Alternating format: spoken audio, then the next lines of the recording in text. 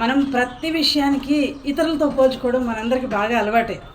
అంటే చాలామందికి అలవాటు ఉంటుంది. కొంతమంది మంచి విషయాలకు పోల్చుకుంటారు, కొంతమందికి చెడు విషయాలకు పోల్చుకుంటారు.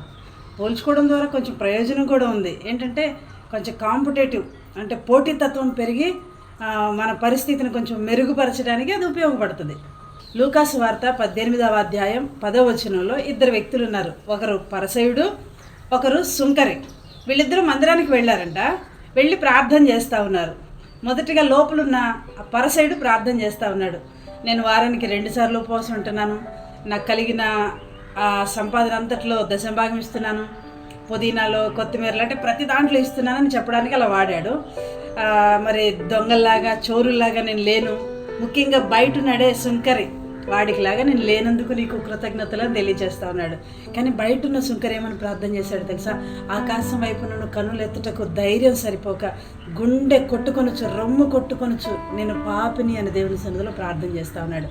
అంటే కంపేర్ చేసుకోవడం తప్పు కాదు, కానీ మనకంటే నీతిమంతులు, భక్తిపరులు, ప్రార్థనాపరులు, ఆత్మీయులైన వారితో మనం కంపేర్ చేసుకోవాలి.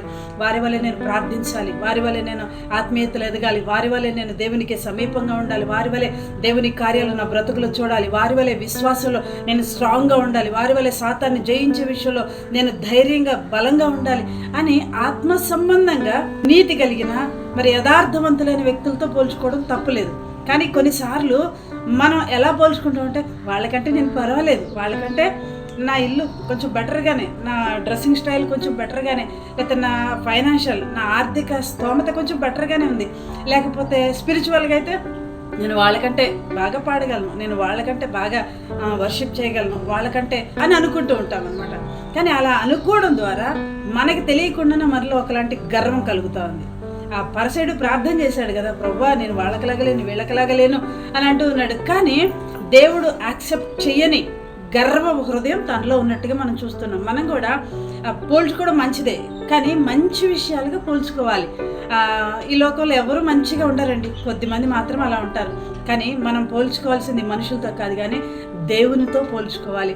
ఆయన దేవునితో, తండ్రితో అయిన దేవునితో ఎలాంటి సహవాసం కలిగి ఉన్నాడు, లేకపోతే తన ప్రార్థన జీవితం ఎలా ఉంది, తన భక్తి జీవితం ఎలా ఉంది, వ్యక్తిగత జీవితం ఎలా ఉంది, ఆయన ఇంత ఇతరులను ఎలా ప్రభావితం చేశాడు అనే విషయాల్లో మనల్ని మనం దేవునితో గనక పోల్చుకోగలిగితే ఖచ్చితంగా మనం ఇతరులకు మాదిరిగానే ఉంటాం. ఇతరులతో పోల్చుకుని మన పరిస్థితి పర్వాలేదు, బెటర్ అని ఒకవేళ సంతృప్తి చెందామనుకో, ఎప్పటికీ ఆశీర్వాదానికి కారకులుగా ఉండలేము, ఇతరులకు దీవెనకరంగా ఉండలేము, తద్వారా దేవునికి కూడా మహిమకరంగా ఉండలేము.